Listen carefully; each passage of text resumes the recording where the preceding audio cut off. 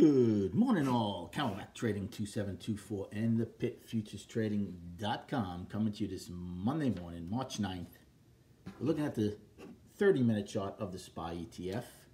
And the reason I'm showing you that is because remember on Friday, we ripped up $7, $8, whatever it was, as all the shorts were covering, bottom feeders and whatnot. Don't forget, we got into the gap again. Went out with a price probe. Well, I think I can say with pretty much certainty, the upside price probe is being rejected from Friday. Now, let's go over a couple things. Here's your weekly chart in the SPY. And why am I showing you this? Well, for a couple of reasons, right? Here's December of 18 when they flushed things out. Right now, this morning, if things stay the same, we're trading at 275.93, 276. We're down over 7%. So if we were to open here, we would stop trading automatically for 15 minutes. So again, you know my feeling on that. I've been saying that on Twitter and whatnot. No way, no how should any of the major indices stop trading for any reason at all. Right? They've done enough to try to manipulate this market. Let it seek its level on its own. Plain and simple. It's bad enough, right? The Fed, back in early 19, started raising rates, right? Because rates are so low. Well, obviously, the Fed is like your parents, and Trump is like your grandmother. And it's like giving a 2-year-old sugar. Just keep giving him sugar, sugar, right? Look at this. Look at this from August, September of 19. Straight up, straight up, straight up. Let's start cutting rates. Why in the world are you cutting rates? Let's do an emergency rate cut last week. Why are we cutting rates? Right? Let price seek its level. Have ammo in the bank for when there's really, really a need for it. So what happens? The 2-year-old keeps crying out more and more and more. Well, they're out of sugar now. And now the kid's crashing. Right?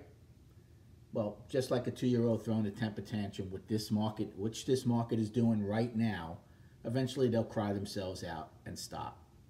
Well, same thing with this market.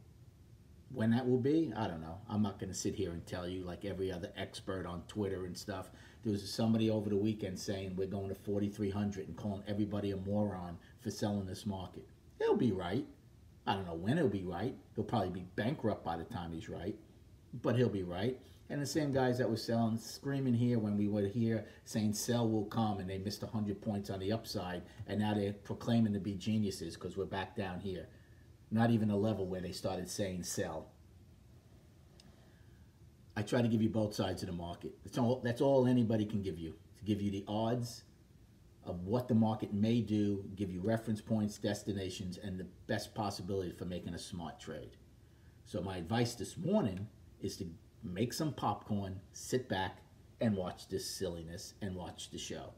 If you try to take a trade in the first half hour saying, okay, I'll buy it, we're going to get a pop, or I'm going to sell it, it's going down, that's just plain foolishness. I'm not saying there's not. There'll be a million trades today. You shouldn't take any of them maybe. Well, maybe there'll be a few once we get market-generated information that will make you a very nice trade. But to just jump in would be absolute foolishness. We're taking out 9 monthly, weekly, and daily lows. Most of them monthly and daily lows. Right? We're getting to some real relevant points right now.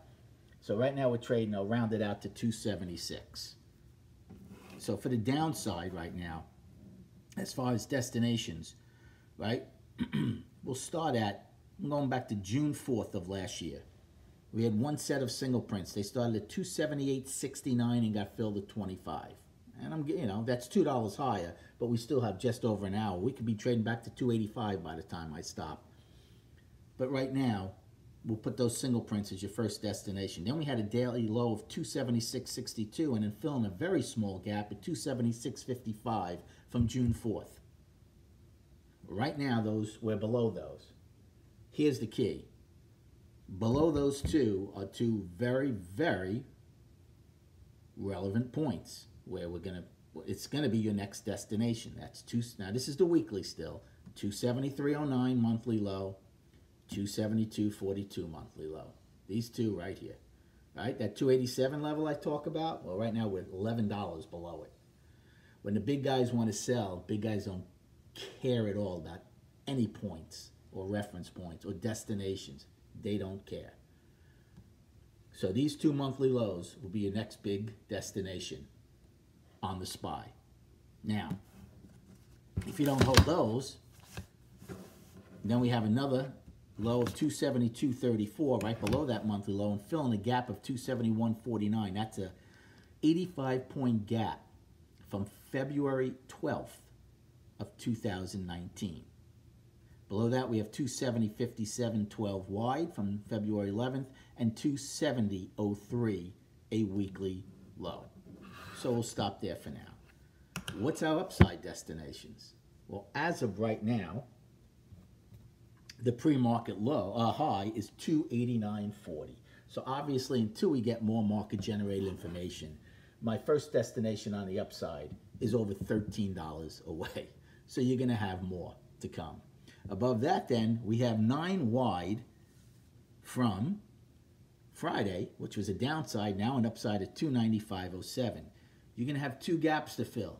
A daily gap, which is 290.23. I'm sorry, we're looking at the weekly. 290.23 is a weekly gap we have to fill. And then, when you go to the daily, Friday's low of 290.23 and last week's low, I apologize, it's one gap, 290.23. I'm losing my mind. So that's the gap. It's a weekly gap. Don't forget, we had an inside week, right? Look how, well, let's start with the monthly, how powerful these things are. February, we had an outside month down. I said now we were down a lot where we closed, so I didn't know how to put things in context and perspective, how powerful it would be because we already had a huge move. Well, man, it's still incredibly powerful, right? Look where we are now, 275.91. It's incredibly powerful, outside month down. Well, now we have an inside week, which we're coming out of, to the downside, taking out the last 2 weeks' lows, way below the 287 level, and steamrolling towards that level. So that would certainly be my first major destination around the 273, 272 level. I mean, to give you a game plan, say I'll buy it here, I'll sell it here, it's just silliness until you get more market-generated information. All right, so I gave you your destinations and reference points, but again, there's no reason to trade, none at all, in the 8 time frame, especially with the fact that there's a good chance once we open, we may halt right away for 15 minutes. And then after that, when you open, I believe it's 13% total afterwards, and you stop another 15 minutes. Again, I don't think the market should stop. Let it go where it wants to go. They wanted machines. They wanted pennies. They got it all. You can't be happy when we grind up on machines and then say, wow, this is crazy because we're going down. They created Frankenstein. Let them live. I wish I had more for you. Good luck trading today. Be smart, and we'll recap at 4 p.m.